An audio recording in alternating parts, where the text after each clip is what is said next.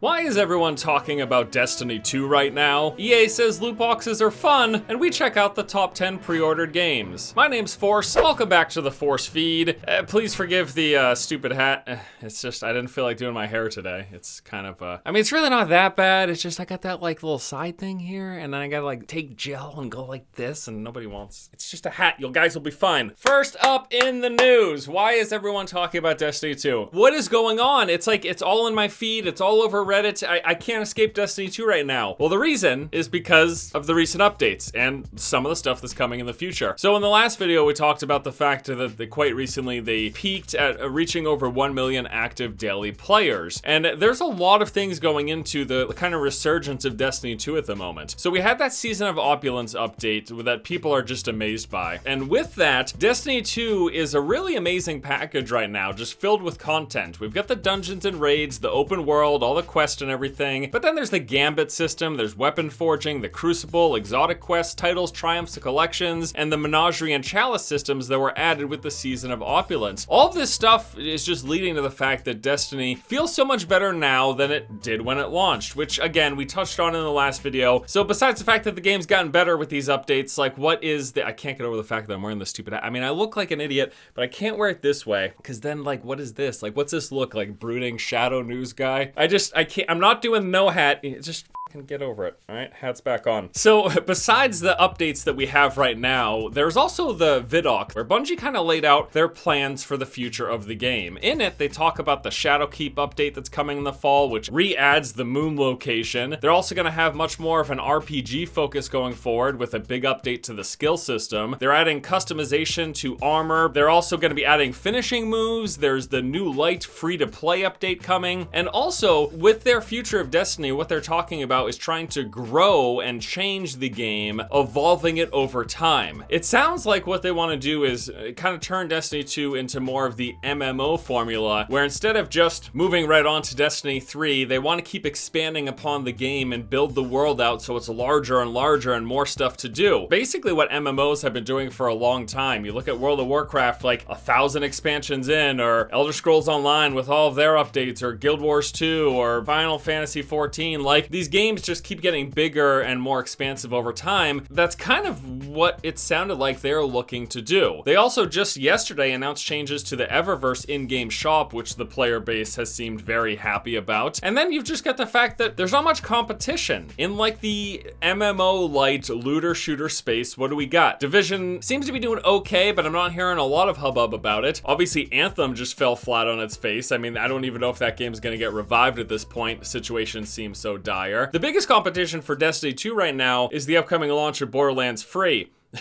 Freudian slip there. The upcoming launch of Borderlands 3, which is coming this fall, which is also when Destiny 2 is going free to play. So you can see they're really lining themselves up here with all of the content that they've got at the moment, their big recent update that people are hyped for, everything they've discussed for the future, and the fact that they're going to be releasing a free version of the game around the time that Borderlands 3 launches. Destiny 2 is in a hell of a spot right now. Like, they're really chugging forward. It seems like they're the juggernaut of the looter shooter games at the moment. It's really nuts, because I would say probably up until recently, I've always thought of like Borderlands 2 as the pinnacle of looter shooter. It's really what people pointed to as the best way to do it, the way to get it right. The more and more I think about it and looking at everything that Destiny 2 has to offer and how the game is going to be continuing to grow in the future, it really seems like Destiny 2 has now kind of grabbed that title. With all of that said, all of this is getting me to jump back into the game. I actually just finished downloading Destiny 2, and I plan to play some of it this week and kind of dip my toes back in and see where the game has gone since I last played it. Plus, I need a break from frickin' classic WoW,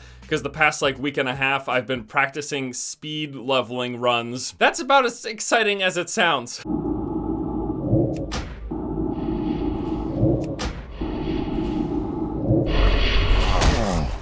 I don't know why I do this to myself. It's like a love-hate relationship. Moving on, I want to talk about EA's discussion of loot boxes and how they're fun things that us consumers enjoy. In a recent meeting with the UK Parliament, EA's VP of Legal Affairs said that loot boxes aren't gambling, but rather they're surprise mechanics, similar to Kinder Eggs or Hatchimals. He believes that the way they've implemented those mechanics is actually quite ethical and quite fun. He went on to say that we think it's like many other products that people enjoy in a healthy way, and like the element of surprise. Now, this meeting came in the wake of the UK government's doing an investigation into just gaming in general, loot boxes, microtransactions, whether or not they're addictive. Also, they're looking kind of into the VR space as well. I don't know, maybe they just don't want Sword Art Online to become a reality. When it comes to this topic, it's interesting because as far as I've always been concerned, I would say up until recent years, I've always been like, yeah, you know, loot boxes for cosmetics, I'm okay with. If you're spending money to get a random chance to get an in-game benefit, I'm totally not okay with. I'm really starting to change my stance on that, and I think it just comes down to fatigue. Now, I guess I'm still okay with this idea of I'm gonna spend a couple bucks, I'm gonna open a random chance to get a new hat that I want, or, you know, whatever equivalent in any game. But it just seems that, like, at this point, so many games have done this, and it's game after game of like a similar style of system that I'm just kind of fed up with it. I'm just tired of seeing it. And again, to reiterate, spending money for a random chance of in-game benefits, bad.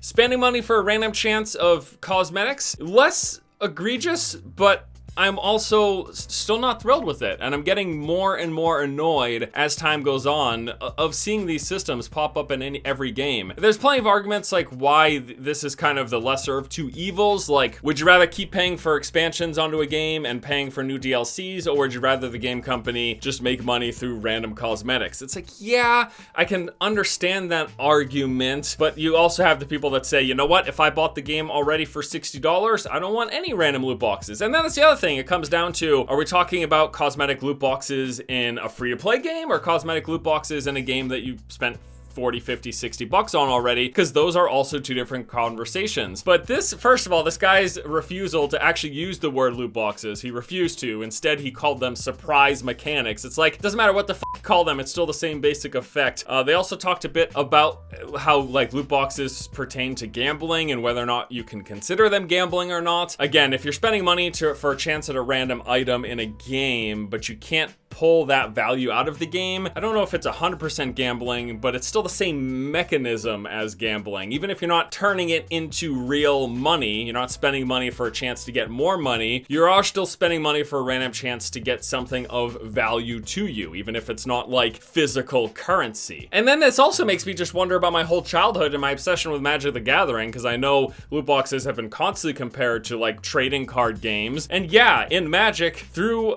secondary markets, you literally spend money, open up a pack of cards, and then you have a chance of making more money based off what you spent. And that kind of makes me feel a little bit gross, but at the same time, I still love Magic, so I don't know what to do. Maybe I'm addicted.